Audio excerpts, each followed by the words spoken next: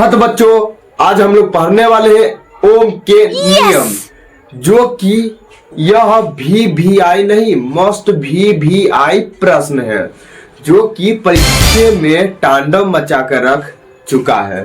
तो चलिए आइए हम आपको समझाते हैं ओम के नियम और ओम के नियम को कैसे सत्यापन किया जाता है।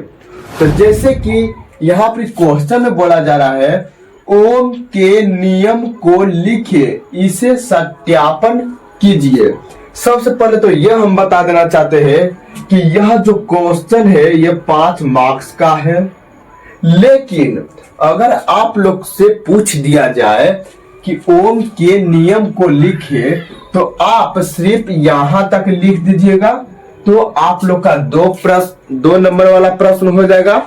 लेकिन यही प्रश्न में आपको बोल दिया जाए कि ओम के नियम को सत्यापन कीजिए, तो आपको ये पूरा लिखना पड़ेगा। V बराबर I आपको लिखना पड़ेगा, तो आपका 5 नंबर का प्रश्न हो जाएगा।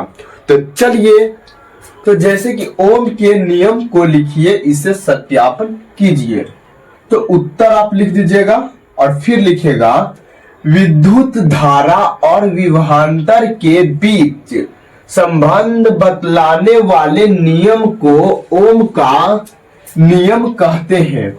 यानी विद्युत धारा और विभवांतर के जो बीच संबंध स्थापित हुआ ना, उसी को ओम का नियम कहते हैं। इस नियम के अनुसार, इस नियम यानी जो ओम का नियम है ना, इस नियम के अनुसार अचर ताप पर किसी चालक से, तो चालक किसे कहते हैं, तो चालक तार को कहते हैं, तार को चालक से प्रवाहित होने वाली धारा चालक के सिरों के विभवांतर का सीधा समानुपाती होता है। यानी जो चालक है, चालक से विद्युत धारा प्रभावित होता है, विद्युत धारा प्रभावित होता है चालक के सिर, यानी जो चालक है ना, चालक के सिर ये हुआ ना, सिर के विभवांतर का सीधा समानुपाती होता है। तो समानुपाती का मतलब होता है कि जैसे अगर विभवांतर का मान बढ़ेगा, विद्युत धारा का मान बढ़ेगा तो विभवांतर का भी मान बढ़ेगा, विद्युत धारा का मान बढ़ेगा तो विभवांतर का भी मान बढ़ेगा। तो इतना समझ गए आप लोग। तो चलिए, अब क्या बोला जा रहा है, इसे सत्यापन कीजिए, इसे सत्यापन कीजिए। तो हम लोग एक बिंदु दे देंगे एकदम ऐसे, और यहां पर एकदम अच्छे राइटिंग में लिखेंगे ओम के नियम का सत्यापन, ओम के नियम का सत्यापन। और फिर हम लोग लिखेंगे इस नियम का सत्यापन करने के लिए आमीटर, वोल्टमीटर, चालक तार, दाबकुंज, बैटरिक और परिवर्तनशील प्रतिरोध को लेकर दिए गए चित्र अनुसार सजा दिया जाता है। यानी जैसे कि चित्र, यानी इसका मतलब हुआ ओम के नियम का सत्यापन। तो जैसे कि ओम का नियम सत्यापन करना है ना आपको, तो आप लोग को कौन कौन सी वस्तु को लेना है, तो ही बोला जा रहा है इस नियम का सत्यापन करने के लिए पहले आमीटर ले लेना है, वोल्ट मीटर ले लेना है, और चालक तार यानी आपको एक तार ले लेना है, दाबकुंज यानी आपको एक स्विच ले लेना है, और एक बैटरी ले लेना है, और परिवर्तनशील प्रतिरोध यानी आपके जो घर में होगा ना प्रतिरोध, वह प्रतिरोध ले लीजिएगा। लेकर दिए गए चित्र अनुसार सजा दिया जाता है। तो जैसे कि चित्र में ऐसे सजा दीजिएगा, एक ले लीजिएगा, जैसे यह तार है, तार ले लिए, और तार में यहाँ पर हम अमीटर यानी अमीटर लगा दिए, और यहाँ पर विद्युत धारा लगा दिए, बैटरी यहाँ पर लगा दिए, बैटरी, और यहाँ पर प्रतिरोध लगा दिए, और यहाँ से यहाँ कर यहाँ पर वोल्ट मीटर लगा दिए, और यहाँ पर एक स्विच लगा दिए। बस ऐसे आप लोग चित्र बना दीजिएगा, जैसे कि यहाँ पर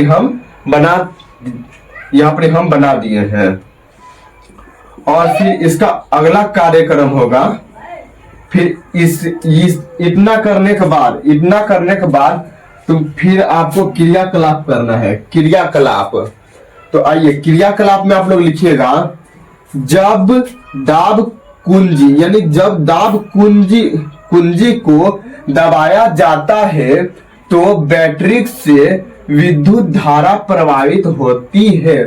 यानी जब हम लोग स्विच दबाते हैं तो बैटरी से विद्युत धारा प्रवाहित होता है।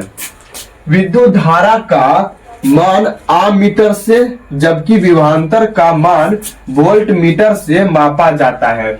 यानी हम लोग जब स्विच को दबाते हैं तो विद्युत धारा का मान धारा प्रवाहित होता है, तो विद्युत धारा का मान आमीटर से नापा जाता है, जबकि विभवांतर का मान वोल्ट मीटर से मापा जाता है।